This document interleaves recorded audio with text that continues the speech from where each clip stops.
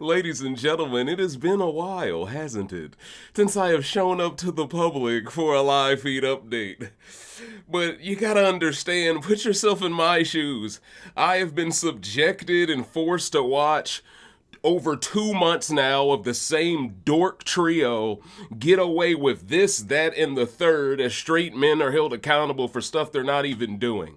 I've had to see Kornball be coddled left and right, never touch the block, be entitled along the way. I've had to deal with her having the nerve to critique Quinn's game when she already flipped on him and went against him, but she expected him to have unwavering loyalty towards her. At every turn, I've seen her try to entrap a player like Chelsie down a path in which Chelsie has no one but herself, and all I've seen from Chelsie is her basically using the Sharingan to copy Kornball's game to basically entrap a player like Cam into the same predicament. I have seen this constantly. I have seen gaslighting. But the great thing about this week, the great thing about this janky carnival, whatever you want to call it, Janky's world, the great thing about all of this is this. Number one, it is going to naturally separate the mentally weak from the mentally strong, because anytime you bring back the Dire Fest twist, you get to really see who was super pampered and comfortable and who needed a reality check. Usually the person who's super comfortable needs the reality check. And normally, a player like Leah, who was at the bottom of this game to the extent that she was, there is a reason why I gave her my support on Thursday night. There is a reason why I told production, I showcased the statistics to show you all that there was clearly a method to my madness, and there is a reason why I've been so disappointed along the way. It's because I don't want to see this show go down the drain. Leah winning this HOH this week may have saved this season completely. But by the time I get done with this rant, we're going to break down how there are 2 vetoes in play this week. Crazy, I know. And Angela won the other one. Leah won the second one. So the 2 women who could completely acknowledge who is running the game, who can't be beaten in Final 2, now they have a golden opportunity in front of them, and I hope they don't waste this golden goose. So ladies and gentlemen, kick your feet up and get yourself a cold beverage. Because for all the sports analogies that I love to bring to your front door involving the orange ball, I'm here for the 29th rant of the 26th season of Big Brother US. Here to break down Children of the Kornball. I have been a fan of this show, of this man, since I heard him speak, since I saw him break down these games. From a black, not just from a black male perspective, but also from a gamer. Like he's it's like he's played the game many times before. You know what it is. I've been thinking, lately it's just me against the world. Round and round I'm caught up in this swirl, trying to dig and trying to burrow. Pressure turned this stone into a pearl. Lessons that I learned weren't always thorough, sugar-coated like a churl. Now I'm really out here on my own. Now my homies acting like I owe 'em, done extending out my arm. Made a lot of money from my poems, been around it, now they say I'm on. Welcome, ladies and gentlemen, to the critically acclaimed, oh, the stones are shining specifically today, the Pop the Trunk podcast, now Patreon exclusively sponsored Hall of Fame.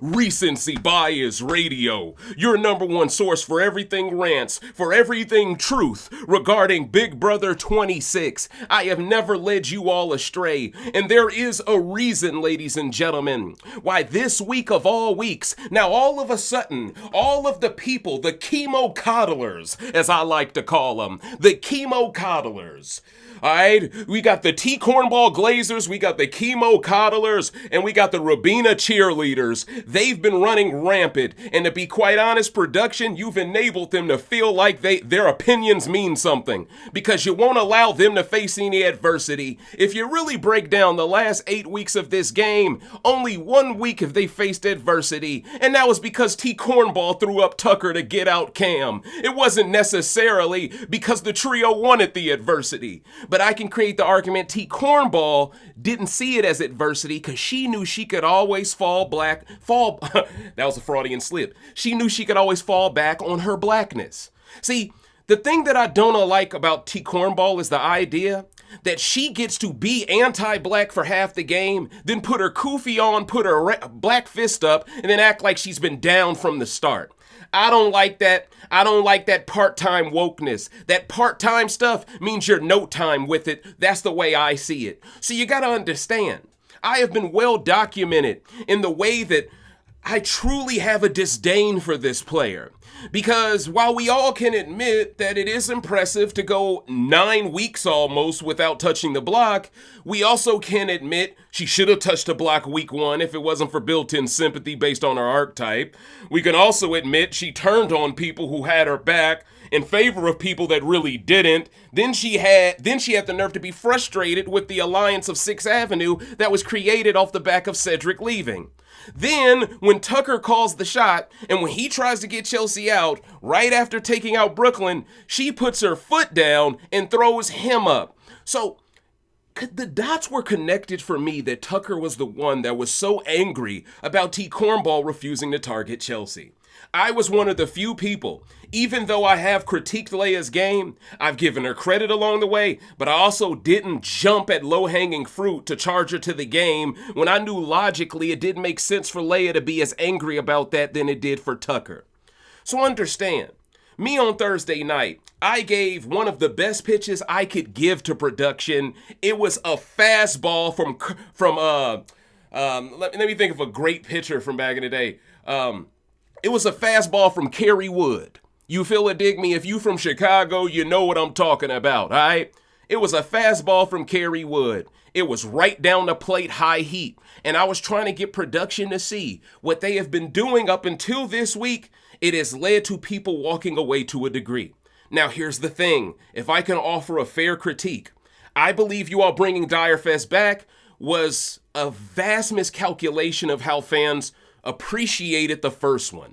Understand, the first one no one liked during 24. We couldn't stand it. But at least that one, you put half of the cast inside, half outside.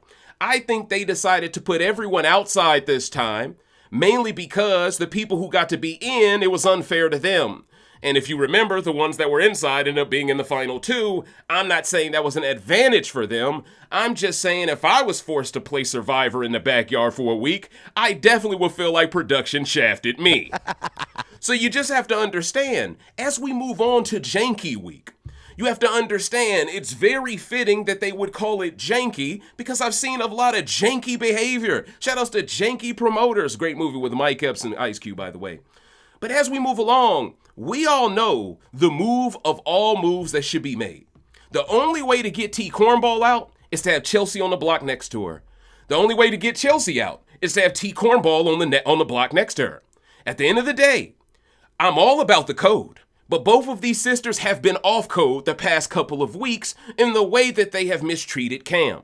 So at this point, I'm all about fun feeds because if sisters can scrap the code in favor of what benefits them, black men can scrap the code too for entertainment, because that's what people keep telling me was the reason why Quinn and Joseph, and that's what they told me those straight guys needed to go, because Kimo was so entertaining. Only for this week to come around, and now those same people who were the Kimo coddlers, now all of a sudden they're willing to let Kimo go, because now they're too scared to let a woman go. See, y'all keep revealing your true selves if I allow you all to keep speaking. Because for the longest, a projectionism was done to men to make us feel like we should blindly support anything a woman says, and yet, now Kimo is being treated like he's straight just because Cam is safe under Leah's HOH week.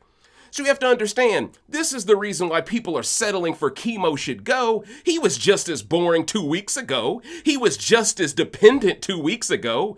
He was just as much a dead weight 2 weeks ago. He was sandbagging it 2 weeks ago.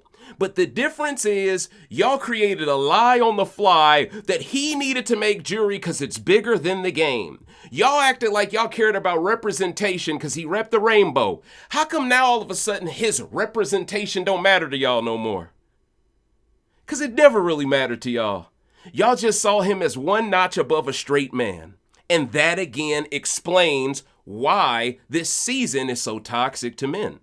So you have to understand, Kimo right now is being treated like an old toy in Toy Story. They're trying to throw him out in the trash. He still got some years left.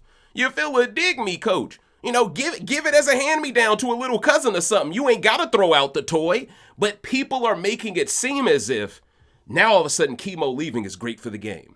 I told y'all it was great for the game weeks ago. Y'all didn't want to listen to me. Okay, cool. I'm at least happy people are finally coming to their senses as predicted.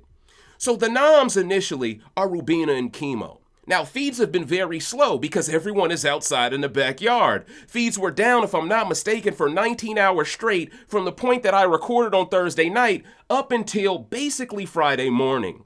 When Friday morning comes around, Cam is speaking up on the balcony area of the backyard with Leah.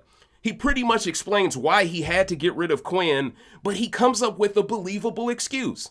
How at the end of the day, Quinn was the one who turned on Pentagon, and how he couldn't trust him ever again because that's the gameplay of Quinn. And to be honest, Quinn's overarching narrative is that of someone who wins HOHs and happens to take out his allies with them.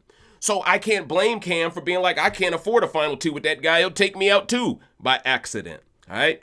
But once again, I've never defended Quinn because I'm a Quinn fan. I defended him because he deserved a fair shot at a campaign. And because he was a straight man, he was never given one. Same with Joseph, to be fair. So you gotta understand, Chelsie was very selfish over the last couple of weeks, taking out Joseph, taking out a Quinn. She put MJ and Cam in a worse position in favor of her own selfish game. But every time Cam does something which benefits only himself, she looks at him as if he's done something that is unforgivable. Once again, she's under the assessment Cam should be willing to crash out to hand her money, like Monty once did, and yet all black men are supposed to forget that Monty got nothing out of that. He got absolutely nothing out of it. Now, everyone says, well, you shouldn't do something because you want to get something out of it. You should do it out of the kindness of your heart. Oh, that's true. But how come those narratives never apply to women when the roles are flipped? How come the woman should always benefit from any interaction or transaction with the man when it comes to this community, and yet no one ever speaks on this from the man's point of view as if he's of value? This, once again, is another example of the gender divide. So understand, Leah was on the bottom. Angela was on the bottom. If one of them didn't win the HOH this week, they probably are the two noms easily. Kudos to Cam because he at least postured himself in a way that made Leah not believe he was an immediate threat to her game. Leah wanted Quinn to stay over the trio members, so it makes sense that Leah and Angela would prioritize a trio member leaving over someone else. Now, here's the thing though. A lot of fans have suggested, well, hold on, Dave. Isn't it smarter strategy for Leah to target the other trio because they're capable of winning more comps? I mean, sure. T-Kornball's children of the Kornball, those dorks over there, truthfully, they're insufferable. We don't want none of them to win, but from a just strategic standpoint, aren't they a little bit more beatable than MJ, Cam, and Chelsie put together? Of course. I'm gonna be honest, I'm a bit selfish here in why I don't want MJ or Cam to go home this week, even though I can agree they are easily stronger than Rubina and Kimo that is coddled. But with that said, MJ and Cam's been in the Stone Age. MJ since week 1 has had to really recover in this game. Leia's had to recover just like MJ has had to. The difference is Leah didn't have a concrete showmance that put a blemish on her record within the house, which then forced MJ down a path of, well, I can't flirt with the guys like Leah can because I already had a man technically. That'll make me look bad. But something tells me MJ caught wind of the fact that fans don't really like Matt that much. And I think, and with all due respect, Matt, you know I rock with you, but still, I think this plays a role in why she just out of nowhere just started bashing him like she didn't like him. When for a few weeks, it was like she did like him. And it was like she couldn't stand Angela because she did like them. So you just got to understand, all of these things play a role in the psyche of a player, all right? So early and often, as Leah's won this HOH, the first thing that I paid very close attention to is who is thirsty to speak to her and who is not bothered. What I noticed is Angela didn't have a conversation before noms with her. That was interesting to me. But to be fair, when you're all locked in that backyard, you want to limit how many one-on-one game chats you have with someone that isn't HOH. And even if they are the HOH, you don't want to be perceived as someone who is sharing the blood or is part of the overall brain trust that led to the decision-making itself. So you have to understand, it's Leah and it's Angela, and it's two trios on both sides. You got to take a number out of either trio. But if you know this trio over here is way more cohesive because they've basically been on the right side of every vote for 7 out of 8 weeks, you have to punish them first. You have to, because they are guaranteed to vote for each other at the end. Now, here's the thing. I think MJ and Cam are all but guaranteed to vote for Chelsie at the end, too. So, make no mistake about it, I am in no way creating the argument Kornball is this threat that must go now, but Chelsie is this threat that should get to skate by. That would just make her the next Kornball anyway. But I am a fan of fun feeds, and I am an unbiased fan of this game. So for me to see Kornball, who over the last couple of weeks has thought she was the godfather, she thought she was Griselda Blanco, huh? That's what she thought she was, coach, huh? She definitely thought she was Shorty from Modern Family. All right? She's out here throwing her weight around, got people taking down her hair. People are cracking a joke now saying you took your braids out a week too soon. Because now she's out there in the sun. But that's what makes this so much funnier to me, right? The idea that Chelsie did so much bashing of Cam based on his hygiene, and now all y'all funky as hell in that backyard. See, that's what the supernatural will do to you. He will humble you and knock you off your high horse and get you to see you just as funky as the man you want. But in all seriousness, though, for me to see Kornball and Rubina, for me to see them have the nerve to criticize Angela, all Angela did was talk about Josh Martinez a little. Y'all know me, I'm great with the Josh Martinez impersonations. They're talking about, you're too old to be cracking jokes like that. Like, I was seeing some stuff on Twitter. I couldn't believe my eyes, coach. Like, hold on. I want y'all to listen to this. Well, not listen to this, because, this is public. But I just want to read off this quote to y'all to give y'all some type of understanding of just how rattled these players are, because they know what they just did to Quinn was not cool. See, there's a reason why I said Cam and MJ should have let Leah in on the vote. Because if she would have won this HOH, she would have definitely probably formed something with them this week. And maybe if they let her in on the vote, maybe she trusts Chelsie considerably more moving forward.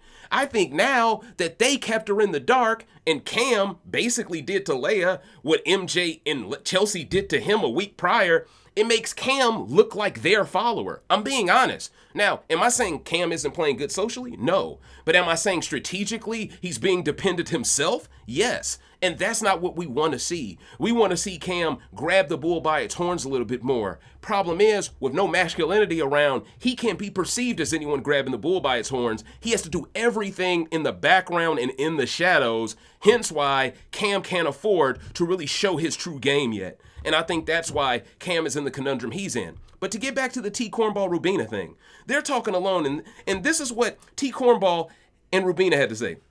I'm not gonna laugh at your jokes if they're not funny anymore. It's just weird to see a grown woman be so childish. And embracing your inner child is one thing. Those moments warm my heart, but those moments are few and far between. Now, T-Kor also said about Angela, I can't stand the sound of her voice. And she also had another soundbite where she said, hold on, let me get my stuff together. Cause she also said something like, I'm going to win HOH, and when I do, I'm gonna put Angela where she belongs, back on the block. I don't really like these narratives I don't really like people phrasing things that way, because if it was phrased that way about someone black, the Kornballs of this world would run to victimhood knowing that she's off code in everyday life anyway. Knowing that she doesn't even respect black men. But that's the part I don't like about her game. The fact that she can be protected based off being black, but she isn't targeted for being black. She's almost protected more because she's an off-code entity that's black. So she gets the best of both worlds. She gets the non-blacks believing she's the most down with them, and she gets the sister left in the game believing, we have something in common, so I have to protect you. But that's not anything she has control of. That's exactly why it's an exploitation of a strategy that I believe is not fair to every player. See, it's one thing if you have been loyal to black people from the start. It's another thing if you haven't and then you run to, hey, let's be on code because I've lost my dork friends. That's the T-Kornball way. And see, that's what I'm noticing, T-Kornball. The lemon booty is setting in that heat. I saw you laying out the other day. You look like you couldn't take the heat, which once again is ironic to me. Because Angela and Leah are the two most, with all due respect to all my white subscribers and followers, I mean this with all due respect, but I'm saying this for comedic timing, okay? These are the most lily white women you can find. They in that heat as long as y'all are in that heat, and they still win veto over y'all black women. No. And then when you keep in mind the idea that Chelsie just pulled a fast one, just backdoored Quinn, tried to blame Angela for why she did what she really wanted to do anyway, right? And I know that's part of the game. I'm in no way being mad at standardized strategy, but you went out of your way to try to make Angela and Leah hate each other, but they don't because even they know they are all they got. So if Chelsie ends up on the block this week, I don't want to hear any narratives about Leah or Angela being anti-black for the move because objectively speaking, it is the only move they can make to improve their games. If this is the only play you can go for to improve your game, we can't call it that. We can't call it anti-black. We can't. And this is the most pro-black entity in the entire media sphere saying it. So if I'm saying it, you can book it. There is nothing malicious in the intent. The issue, though, is fans are beginning to believe Leah and Angela will forego the no-brainer choice because there's 2 vetoes that they have just won earlier today. Fans are worried they will forego the choice of using both vetoes to put up Chelsie next to T-Kornball, and they are worried they are going to waste the most perfect opportunistic moment to guarantee one goes home. You'll never get a moment like this ever again. And if you get one out, it completely forces the remainder of their said trio to start playing way harder than they have been. You do that, that gives Angela and Leah a real route to Final 3. But if they don't, if they settle for Kimo going, just because everyone is so hive-minded with this all-woman Final 6, all-woman Final 6. First of all, Leah, you would have went home this week. They don't care about feminism when it comes to an attractive white woman. They don't. This is the hypocrisy of the movement. The minute you're capable of getting a man these other women can't get, all of a sudden they despise you for it. But they like you more than men, right? This has always been my point. Okay? Show me a proud feminist and I'll show you someone miserable and single. I'm just trying to keep it real. And this isn't me in any way trying to create the narrative Leah and Angela aren't feminists in their own right. Angela, who implemented the feminist strategy by framing Matt for something he never did. Leah has said things to fit in with the other women since Chelsea's original HOH reign in week 2, which is showcase she understands what route she has to play the game down to survive, and that's why Leah has yet to touch the block. But this is also why you can't get out T-Kornball next to Kimo or Rubina, right? You got Cam coming up to you saying use T-Kornball as a pawn. What's the point of her touching the block if she just gonna be a pawn for you, bro? You forgot what she did to Cedric. You forgot what she did to Brooklyn. That's because Cam is caught up in, I can't go astray from what Chelsie wants because then the world will hate me. So once again, the black man is handcuffed. He can't play the way he wants, but the sister can play whatever way she wants and be applauded, even if she's off code. But let this black man do what's in his best interest to turn on T-Kornball. You know the narrative online would be the black man all of a sudden is the most off code entity. Because that's all they do. But with that said, Cam has played this week exceptionally. Take a bow, son. MJ, not really much to do this week. Didn't have to compete for veto. Didn't have to host the veto comp. She's coming off a week in which she worked in lockstep with Chelsie to take Angela off the block to backdoor Quinn. But Makensy was also the player who told on Leah and MJ to Chelsie about how they wanted to basically do a white girls alliance. I think that was poor gameplay on MJ's behalf. Yeah, black people will applaud her for being willing to rat out the other ladies, but the truth is, for MJ's game, it behooved her to keep playing both sides, right? Now, Chelsie has dirt on you. In a pinch, she could throw you under the bus with to try to make Leah or Angela want to come for you. But we know Leah and Angela, they understand that even MJ will be loyal to them if there is no Chelsie in the game. Like they're smart enough to know that, right? And I think this is another motivating factor in why they should guarantee Chelsie is on the block next to T. Kornball. See, the Chelsie stands can't really explain to us how her being on the block next to T. Kornball isn't the smartest strategy for Leah. They literally, once again, for another week in a row, want to justify bad gameplay so their fave can keep skating by. But if it takes bad gameplay for your fave to appear like a great player, how great are they? If they never have to overcome great gameplay on the other side, then are they that great? This is what I've been saying.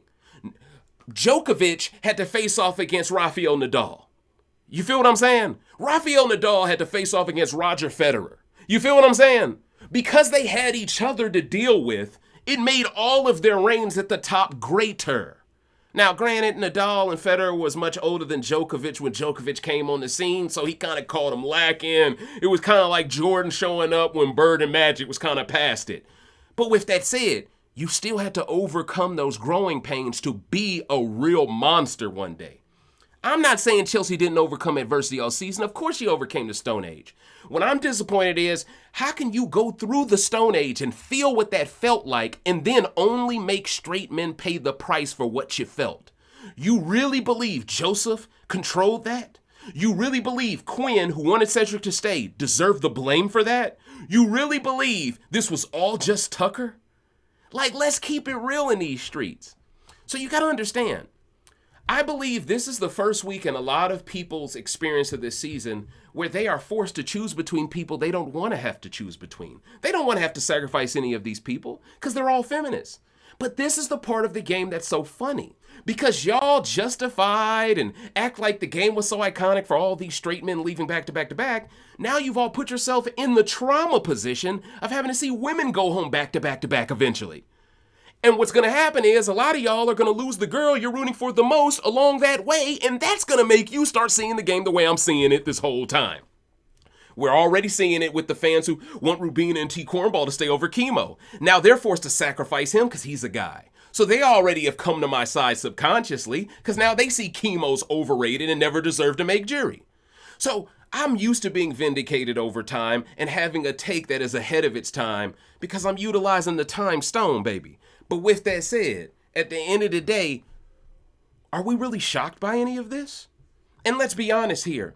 What does Rubina or Kimo leaving this week do for Leah next week? Nothing. She's still in the same exact situation she was in. She shook nothing up because T. Kornball can just run to Chelsie anyway. If you don't split them up, if you don't do it, no one else has a shot at the game. And I'm sorry. You can't tell me this season is so great because it's so unpredictable and then root for predictability for the second half of it. That makes no sense. Was it unpredictable to you just because it's predictable for men to outlast women? Okay then, cool. But if you're a fan of unpredictability, I need you to keep that same energy. The issue is no one is now. Because they're seeing all of the faves that they glazed for weeks on end. Now they're seeing how mentally weak all of them are. Huh? Chelsie competed in veto. T. Kornball competed in veto. Angela competed in veto. They all got picked. Production gave Chelsie and T. Kornball a chance to both win veto so both could be safe this week. Both blew it. I hear the HOH comp this week was pressure cooker. Leah cooked y'all in that. And I hear Angela cooked y'all at that too. So for me to hear T. Kornball and Rubina, for me to hear both of them dissing Angela, and then Angela, a 50-year-old woman who has survived ovarian cancer, by the way, for her to be the one to stump y'all out in that heat, it makes y'all look even worse. So you just got to understand, a lot of people have been talking, but when it's time for them to walk it like I talk it, walk it like I talk it, they don't really got the Migos they need to get the job done.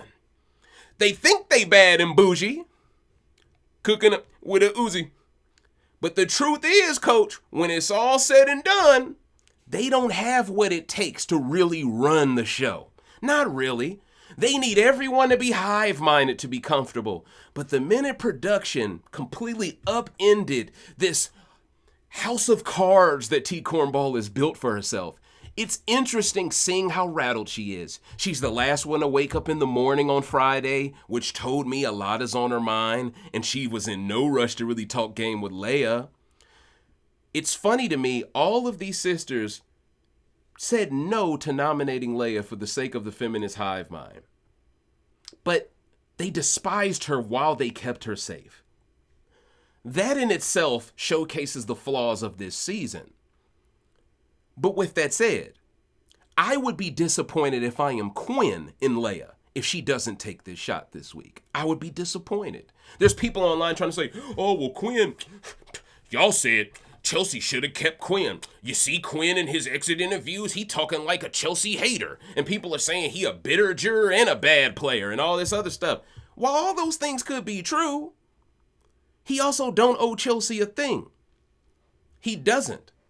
And let's be real, the majority of the discourse surrounding Quinn and this whole narrative of whether Chelsie should have kept him or not, it's built around Chelsie being the one right after she backdoored him saying, I want Quinn to stay. It's not because we went out of our way to implement or plant that narrative in her mind.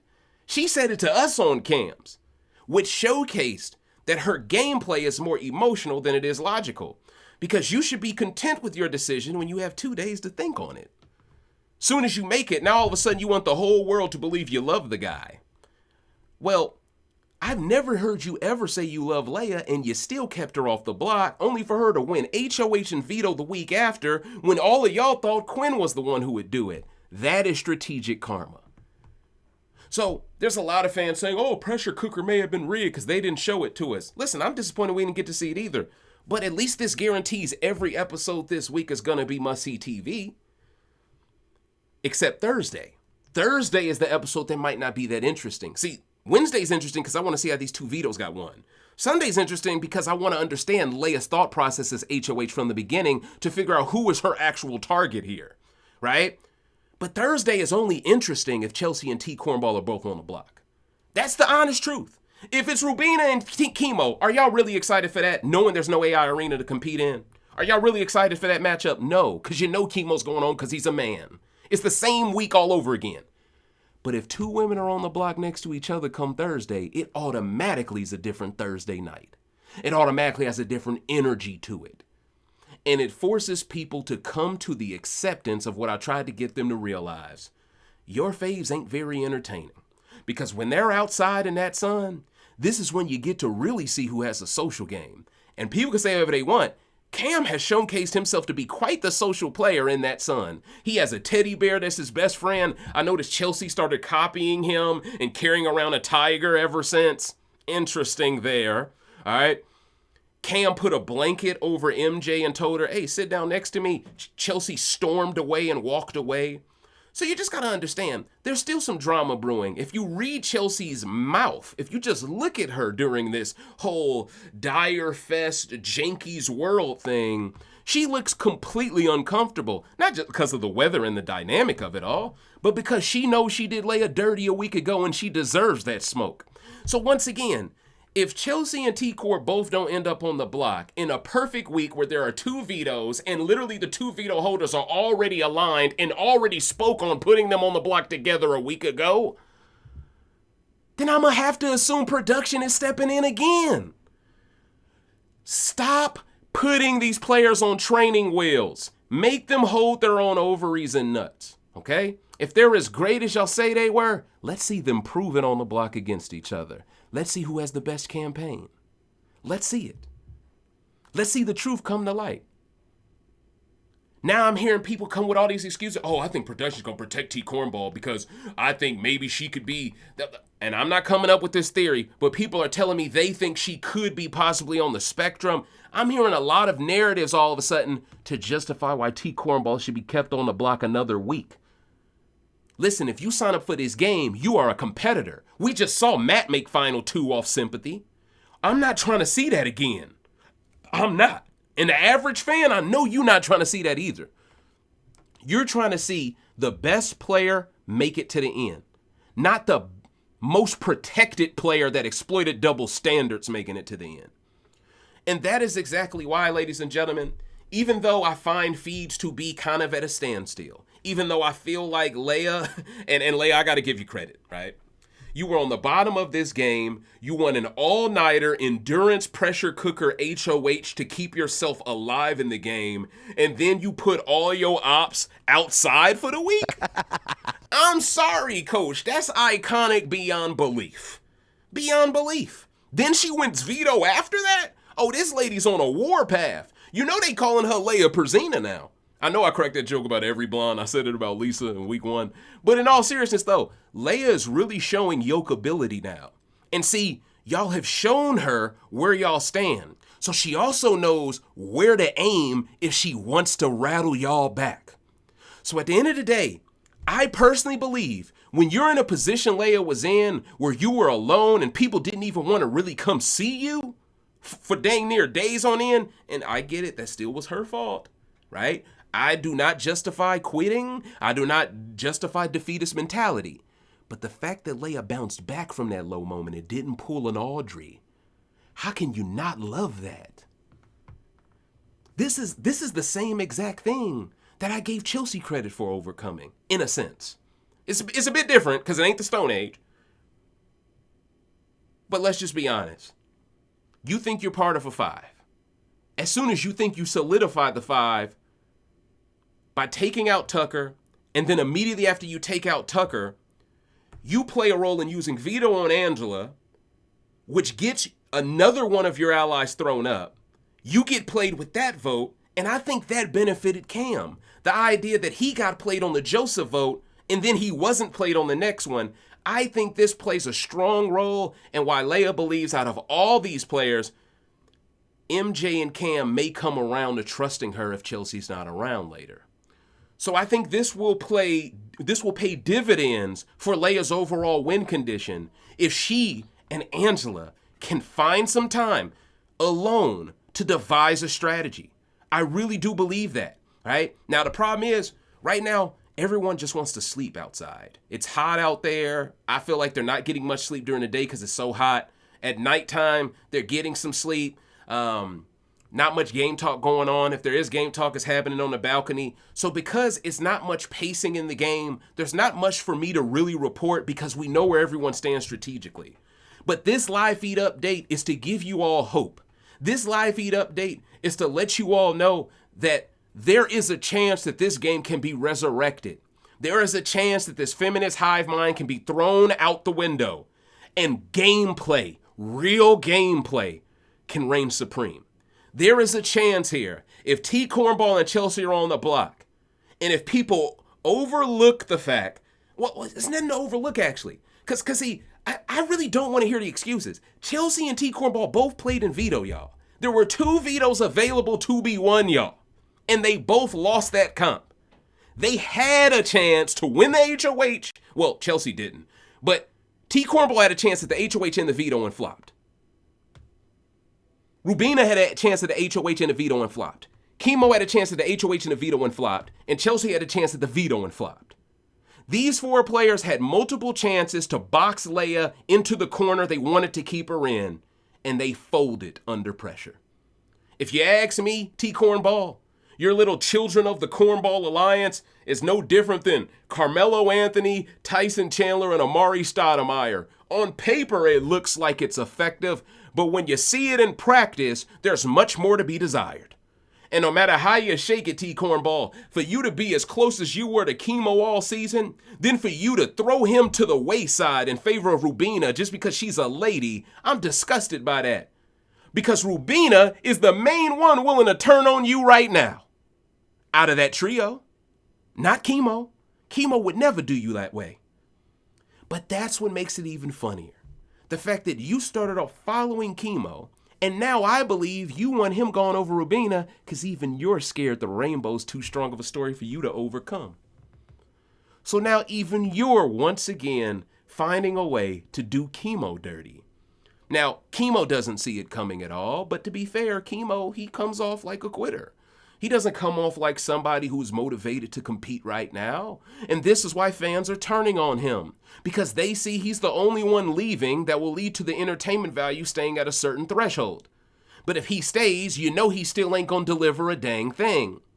But this is why he didn't need to make jury. How can you tell me an entity that is this boring deserves to vote on the winner of the game? How would he know what a real winner's game is supposed to look like? He don't know how to even play the game.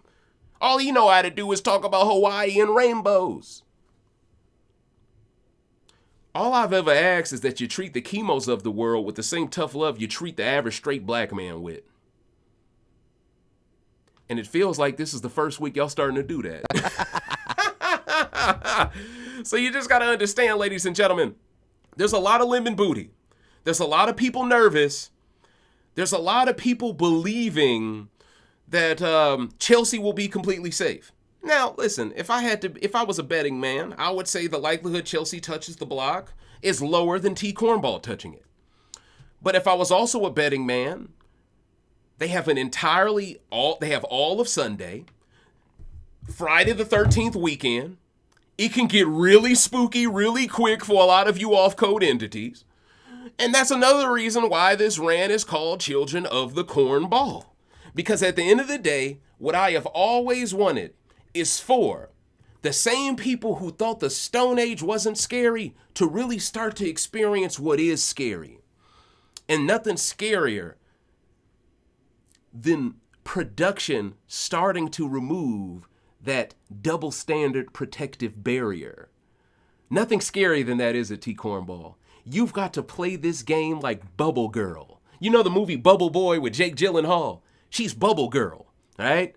They don't allow no one anywhere near her. They at least let Angela touch the block. They don't even let you touch the block. You such a protected class in this game. We need to see her touch the block. And Leah, if you nominate her, you guarantee you were the last one this season to touch the block. And ladies, let's stop this nonsense of saying Leah's the first player to win veto and HOH the same week. That's disrespectful to Tucker's legacy.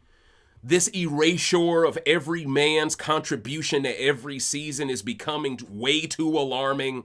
I mean, y'all are now doing it to the guy that's going to get AFP. It's like, bro, you... Whatever, man. So, to wrap this on up, because I don't want this to be a very long live feed update, pardon me. The game is quite simple what's going on right now. Leah and Angela have the keys to the rest of the week. I want you now to comment below in the comment section and give me your opinion on what you believe Angela and Leah should do with both vetoes. If you're Angela and Leah, isn't it a no-brainer to use both vetoes, take off Kimo and Rubina, and put up both women who are running both trios, because only then can you force both trios to be at war. If you force both trios to be at war, and if Angela then becomes the swing vote, whoever she is the swing vote to keep, that gives her and Leah a natural side they can work with against the remaining two. That is the optimal strategy. Picking on the trio this entire week when Kornball won't even go if you only use one veto, that's a non sequitur. At the end of the day, that doesn't get you anywhere. You're better off just letting Kimo go next to Rubina. But that is exactly why you must use both. Production gave y'all an opportunity here to put a stamp on your games for the rest of history. And this is Hotep Thanos giving y'all the hall pass to make this move and know that I will not label you problematic for it. This is your chance to bring fun feeds back. Don't let us down, Leah. This is your chance to bring fun feeds back. Don't let us down, Angela. You know the assignment. So get out there and carry it out, huh? Aww. I'm Dave Smith for Reese Bias Radio, where no one is safe from criticism. And this was Children of the Kornball. Are you excited for the fact that this week a huge move could be made? Are you worried that every week thus far there has been this bigger move that could have been made, everyone kept foregoing it, so they're probably going to forego it again? This seems to be the overarching worry of many superfans. We're a little scared to get our hopes up too much because we've been let down all season. women have prioritized not taking out the biggest threat to their game to win in favor of taking out a man who will help them win for weeks now. Something's got to give. And if I'm Leah, I got to justify. Well, not justify. I have to rectify and I have to get vengeance for what happened to Quinn. That is how I lock in that vote.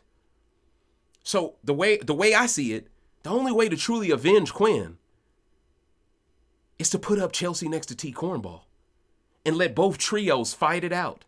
Let Cam and MJ vote to keep Chelsie. Because let's be real, Cam is not voting out Kornball unless she's on the block next to another black woman. Otherwise, he's going to keep her over everyone she's on the block with, hence why they don't have the votes. Force MJ and Cam to keep Chelsie. Force Rubina and Kimo to keep Kornball. Let Angela be the king and queen maker. Oh, I think that'd be great TV. In the final 8, I think that would be great TV. If your production in this entire time, you have been centering everything around Angela's great TV, how do you waste this opportunity to let her be real great TV?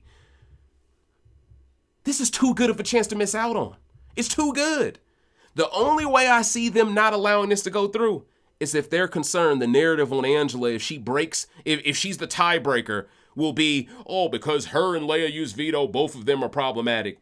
But let's be real, production. Y'all can craft the narrative away with flashbacks from a week before to showcase context that will let them completely off the hook.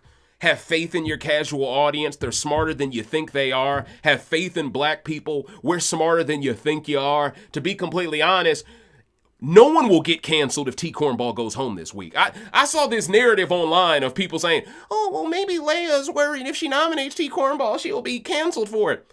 Black people don't relate to this entity.